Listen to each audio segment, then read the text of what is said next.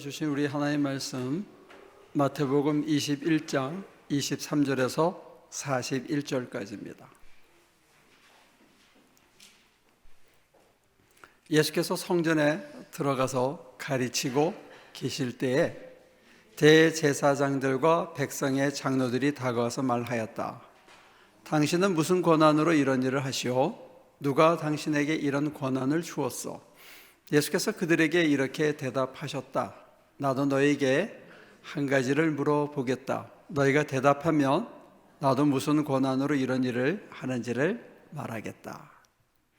요한의 세례가 어디에서 왔느냐? 하늘에서냐? 사람에게서냐? 그러자 그들은 자기들끼리 의논하며 말하였다. 하늘에서 왔다고 말하면 어째서 그를 믿지 않았느냐고 할 것이요, 또 사람에게서 왔다고 하자니 무리가 무섭소. 그들은 모두 요한을 예언자로 여기니 말이요. 그래서 그들은 예수께 모르겠다고 대답하자. 그러자 예수께서 말씀하셨다. 나도 내가 무슨 권한으로 이런 일을 하는지를 너에게 말하지 않겠다. 너희는 어떻게 생각하느냐? 어떤 사람에게 아들이 둘 있는데 아버지가 맏아들에게 가서 얘야, 너 오늘 포도원에 가서 일해라 하고 말하였다.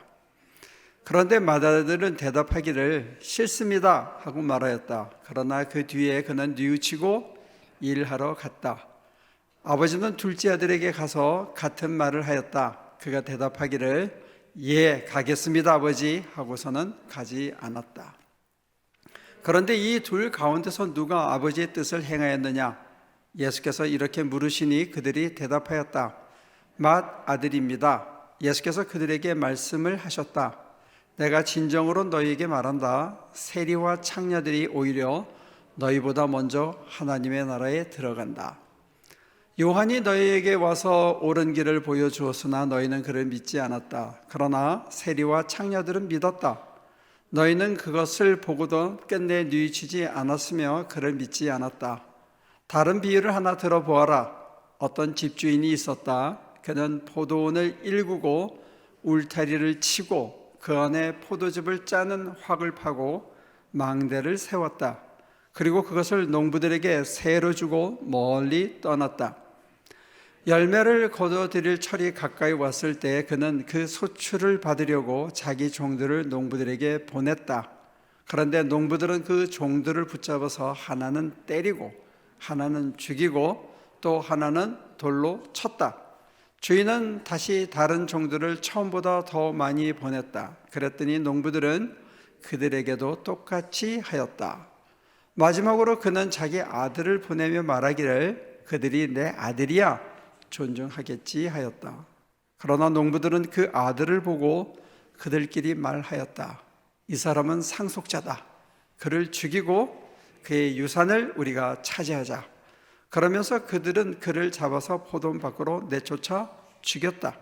그러니 포도원 주인이 돌아올 때에 그 농부들을 어떻게 하겠느냐? 그들이 예수께 말하였다. 그 악한 자들은 가차없이 죽이고 제때에 소출을 바칠 다른 농부들에게 포도원을 맡길 것입니다. 대답은 잘합니다. 근데 예수님이 그 대답 잘하는 사람들에게 한 말이 굉장히 과격합니다. 말을 줄이면 대제사장과 장로들에게 뭐라고 말씀하셨냐면 너희는 창기나 세리보다 못한 놈들이다. 이게 핵심입니다. 세리나 창기들이 너희보다 먼저 하나님 나라에 들어간다 하는 얘기는 너희는 들어가기 어렵다 하는 얘기고, 너희는 사실은 너희가 욕하고 가르치려고 그러고 그들을 비난하는 세리, 매국노조, 창기, 가장 더럽다고 여김을 그러면서도 가서 즐기는 그 묘한 여성들을 비하하는 그런 얘기죠. 그런데 너희가 걔네들보다 못해 이 사람들아. 그런데 저런 얘기를 어디서 했냐면 저 무대가 성전이거든요. 성전 마당에서 저 얘기를 하고 어떻게 참았는지 모르겠어요. 예수님의 저 얘기를, 저 말씀을 듣고 대제사장들과 장로들이 자기 텃밭인데 자기 그 성전에 들어와 가지고 코앞에다 대놓고 세례 요한의 세례가 어디서 왔냐? 아들이 둘이 있는데 하나는 간다고 말만 하고 안 갔다. 근데 한 녀석은 안 간다고 그랬다가 돌이켜서 갔다. 그리고 마지막에는 포도원을 빌려줬는데 농부들이 그 세를 받으러 온 종들을 때리고 쫓아내다가 마침내 상속자를 죽이고 이 밭을 가지려고 했다. 야, 이거 자기들 들으라고 한 얘기거든요. 너네가 그런 놈들이야. 근데 그 열받고 그 자리에서 돌로 쳐서 죽이지 않은 게 참 신기해요. 그 열관리가 된다는 게 대제사장들과 장로님들이 참 그 예수님의 저런 그 직선적인 욕에 대해서도 그 마음을 다스려 가지고 그걸 억지로 참고 머리에서 뚜껑이 안 열린 게 신기합니다. 근데 여러분들 입장을 바꿔 가지고 여러분들 같으면 누구한테 이렇게 대놓고 얘기할 수 있고, 거꾸로 누군가가 나한테 그런 얘기를 했을 때 내가 그것을 삼키고 소화하고 한 걸음 더 나가서 내가 잘못했구나, 이게 됩니까? 될 것 같아요?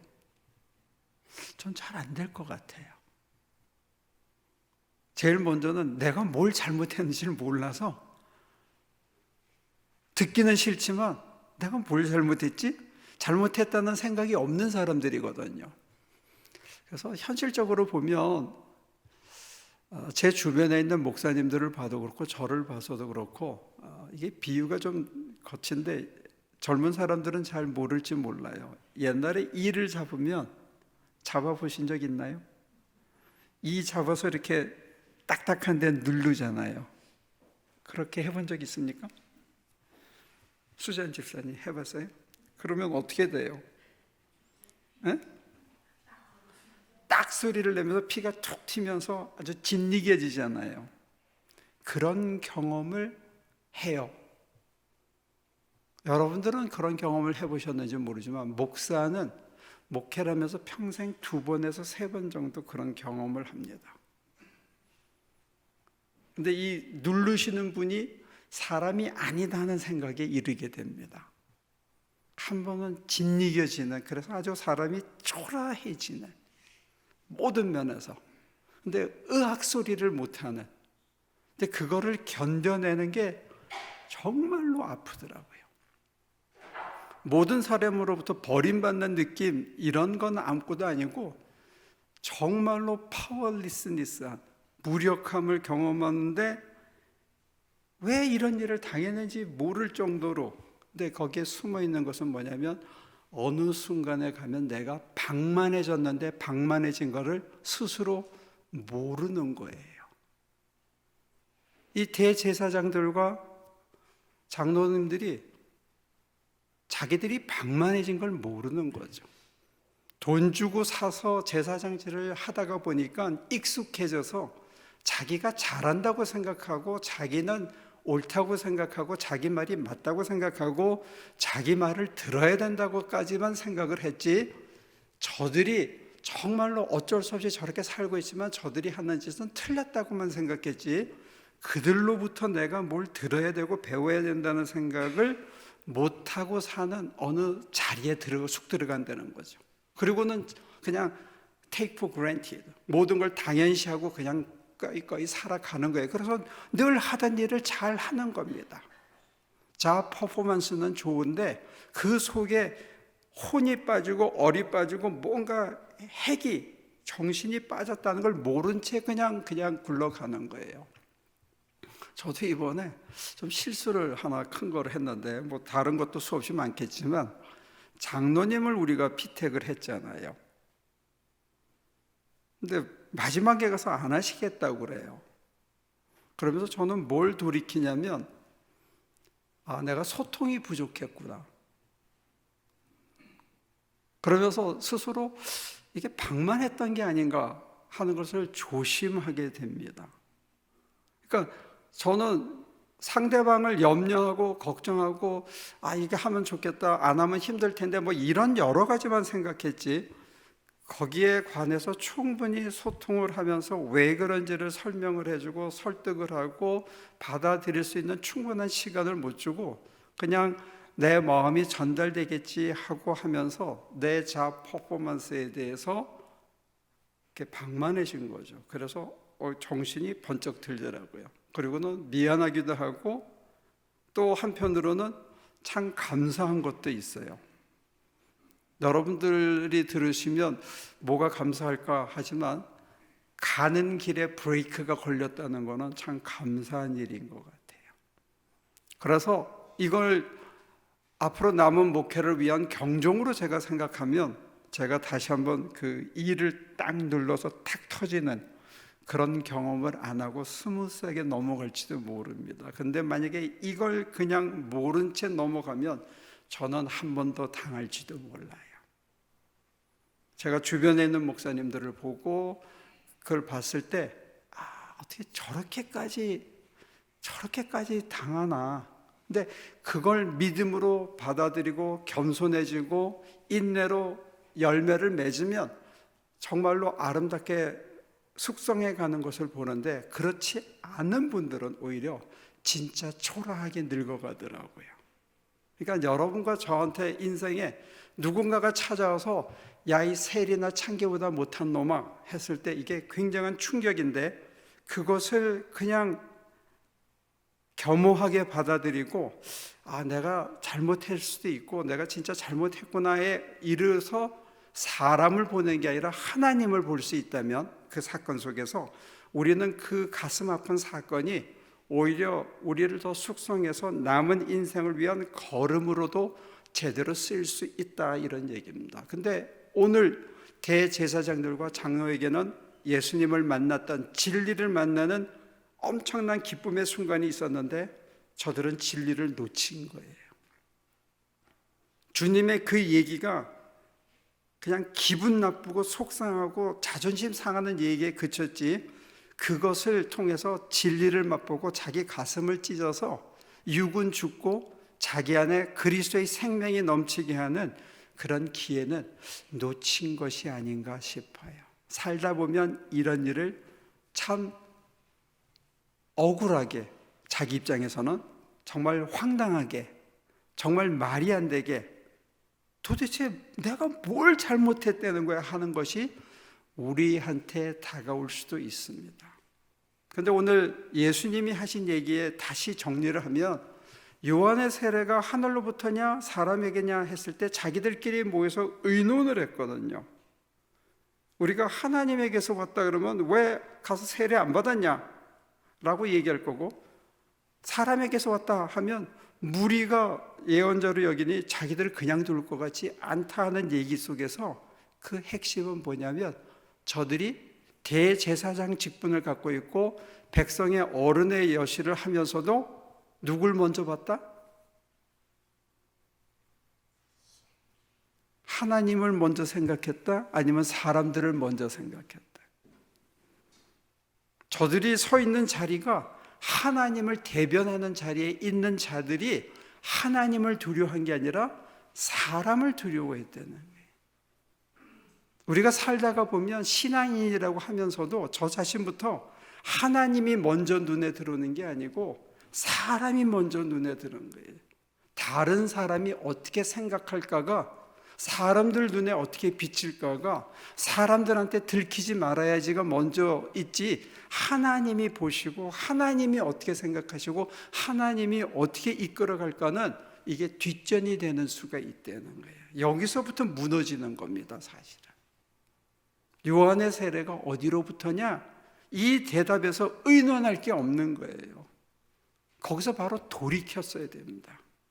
내가 하나님을 생각하지 못했구나, 하나님을 바라보지 못했구나, 내가 앞섰구나, 내가 사람들 눈에 어떻게 비치고 사람들이 어떻게 생각하는가, 아니면 지금까지 해오던 관행에 따라서 늘 해오던 대로 익숙하게 그냥 어떤 루틴에 따라서, 매뉴얼에 따라서, 사람들이 해오던 그 습관에 따라서 그냥 했구나, 이걸 빨리 돌이켰어야 되는 거죠. 가장 기본이 사람이 먼저 눈에 들어온 게 가장 큰 잘못이었다는 거예요. 여러분들은 그런 잘못을 행하지는 않습니까? 두 번째 잘못은 뭐냐면 하나님의 뜻을 이루는 것은 입이 아니라는 거예요. 입으로 가겠습니다 하고 몸이 안 갔으면 이건 안 간 겁니다. 설령 입으로 나 싫어요 했는데 아버지가 무슨 뜻이 있겠지, 그래 가야지 하고 가는 거는 이건 용납이 된다는 거예요. 결국 완성은 몸뚱아리로 쳐내는 겁니다. 근데 대제사장들과 장로들은, 종교의 권위자들은 뭐에 실패했냐? 알고 입으로 수긍하고 말로 그럴듯하게 무마하고 이 모든 것들은 잘했지만 실제로 몸이 안 받쳐준 거예요. 몸으로 안 살아낸 겁니다. 아무리 많이 깨닫고 아무리 말을 잘해도 목사들은 특별히 이게 죄를 많이 짓는데 스님들은 그런 얘기를 해요. 눈썹이 휘어질 거라고. 그러니까 그런 죄를 받는 거죠. 남을 가르치는 자리, 남을 훈계하는 자리, 남을 훈도하는 자리에 있는 사람들은 특별히 조심해야 된다. 말은 그럴싸하게 하는데 자기가 한 말만큼 살아내는 게 이게 진짜 어렵다는 거예요. 못 살아내면 누구보다 못하다? 말 제대로 못하고 사는 세리나 창기보다 못한 놈들이 된다는 거예요. 그럼 못 들어가는 거죠. 누가 먼저 하나님 나라에 들어가냐? 세리나 창기가 너희보다 먼저 간다는 거예요. 너희 못 들어간다는 얘기입니다. 언제까지? 돌이킬 때까지.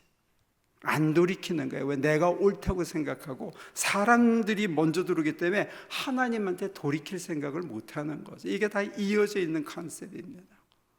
그리고는 그러다가 보면 내가 앞서고 내가 주장하다 보면 이게 내 거라는 생각이 드는 거죠. 여러분들도 여러분들 거라고 생각하는 거예요. 여러분들의 직업이, 직업을 통해서 버는 돈이, 여러분들의 가족이, 가정이, 나 자신이, 내 생명이 나한테 있다고 생각하는 거죠. 그렇게 되면 내가 주인이 되고 내 생명을 내 소유라고 생각하기 시작하면 내 심장에서 누구를 몰아냅니까? 하나님을 몰아내는 거죠. 내가 주인 돼서 내가 모든 걸 결정하면 내가 하나님이 되는 거예요. 내 성전에 하나님이 빠진 거예요. 그러면 경건의 모양은 있는데 경건의 알맹이는 없고, 성전의 빌딩의 화려함은 남았는데, 거치장은 남았는데 회칠한 무덤처럼 그 속에 참 생명인 근원이신 하나님이 사라져버리는 거예요. 하나님 없이 사는 인간이 되는 거죠. 그래서 결국은 하나님의 아들을 죽이는 모습이지만 내 심장에서 누구를 죽인 거예요? 내가 내 거라고 생각하고 나라고 생각하고 내가 주인이 되면 내 심령 안에서 내가 누구를 죽여버린 겁니까? 이게 하나님 살해라 그럽니다. 내가 하나님을 살해하고 사는 거예요. 이게 죄입니다. 시작은 작은 데서 시작됐습니다. 사람을 먼저 쳐다보다가 하나님이 뒷전이 되다가, 그 다음에는 말로만 때우고 행동으로는 힘드니까 귀찮으니까 안 하고 손해보는 짓 안 하고 살다가 보면 마침내 내 심장에서 하나님을 몰아내고 하나님을 죽여버리는 거예요. 내 바깥으로, 포도본 바깥으로 쫓아버리는 거예요. 그러면 내 안에 내가 주인이 됐는데, 그러면 잘 살아야 되는데 그때부터 뭐가 생겼느냐? empty한 거예요. 내 속에 얼이 빠지니까, 생명이 빠지니까 공허해지기 시작하는 겁니다. 그러면 하나님 살해는 자기 살해로 이어지는 거죠. 이게 무서운 죄의 체인입니다.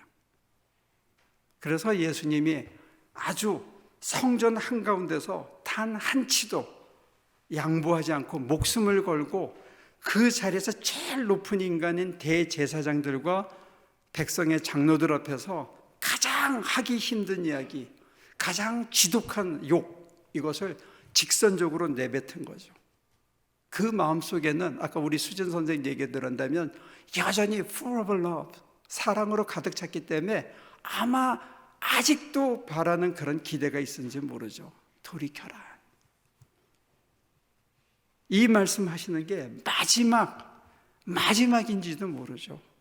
기대하는 거예요. 설렘으로 이렇게까지 얘기하는데 돌이키기를 바라는 그 마음과 그 사랑으로 더 얘기했는지도 모릅니다.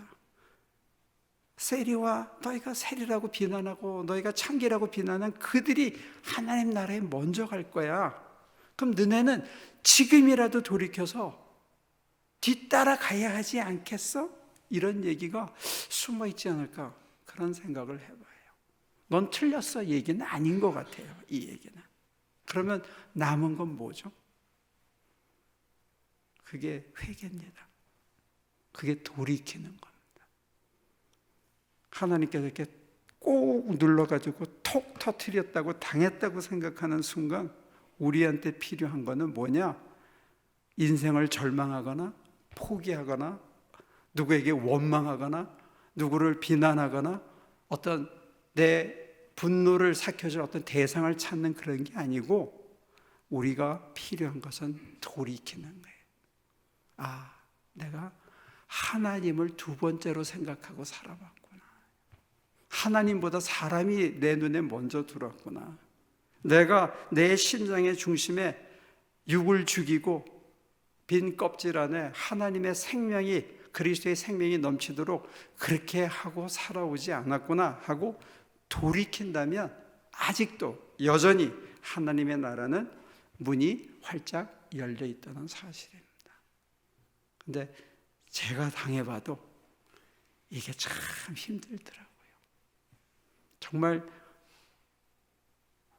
이렇게 뒤집어서 탈탈탈탈 털리는 느낌이에요.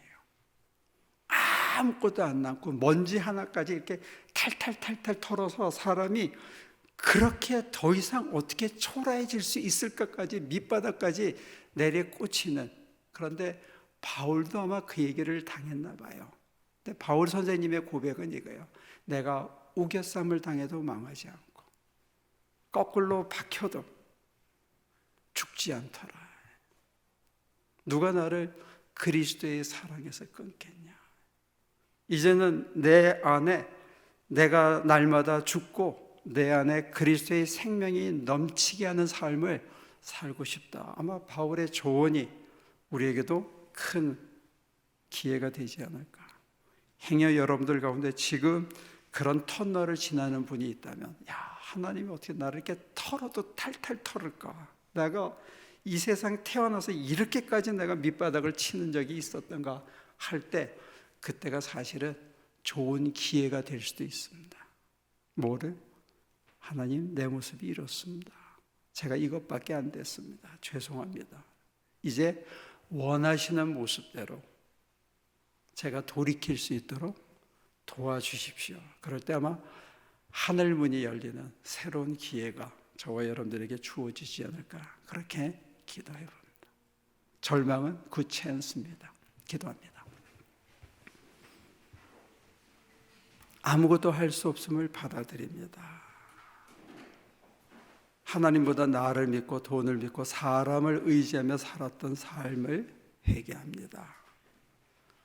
소통이 부족했던 것을 돌이킵니다. 그냥 의뢰하던 대로 살아왔습니다. 하나님이 우리 심장에 따끈따끈하게 살아있지 못했습니다. 하나님의 음성이, 하나님의 품어주심이 우리의 살과 뼈가 매일 느끼며 살아가지 못했습니다. 이제 하나님께서 이 압박을 통해서 우리 삶의 진정한 탈출구는 하나님밖에 없음을 고백합니다. 사람을 내세우지 않고 인간을 내세우지 않고 하나님만 앞세우며 하나님 따라가는 저희 삶이 되게 도와주옵소서. 예수님의 이름으로 기도합니다.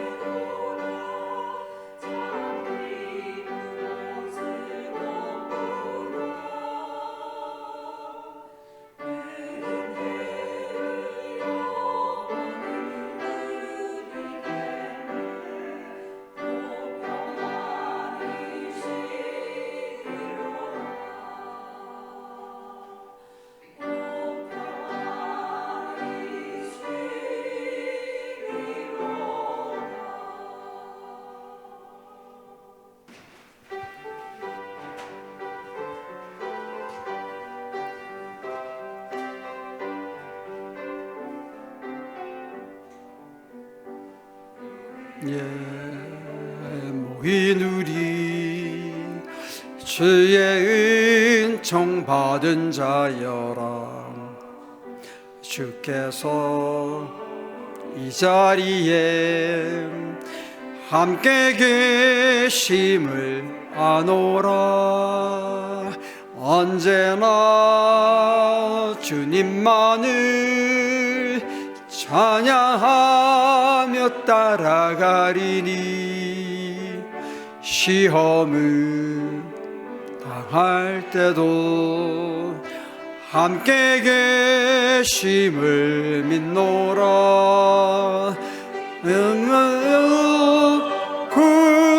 굳세라. 주가 지켜주신다.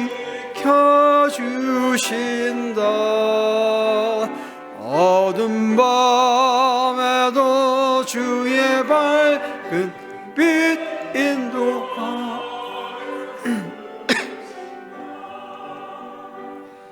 님이 뜻하시니 헤아리기 어렵더라도 언제나 주 뜻 안에 내가 있음을 아노라. 사랑과 말씀들이 나를 더욱 새롭게 하니 때로는 넘어져도 최후 승리를 믿노라. 이 믿음 너 굳세라.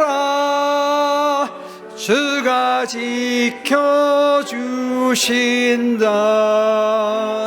어두운 밤에도 주의 밝은 빛 인도하여 주신다.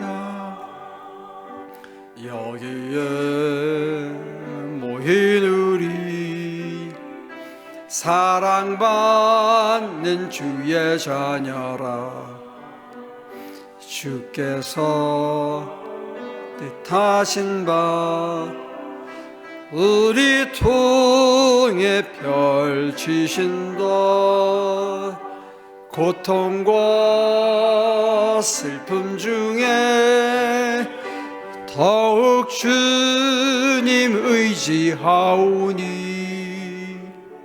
어려움 이겨내고 주님 더욱 찬양하라.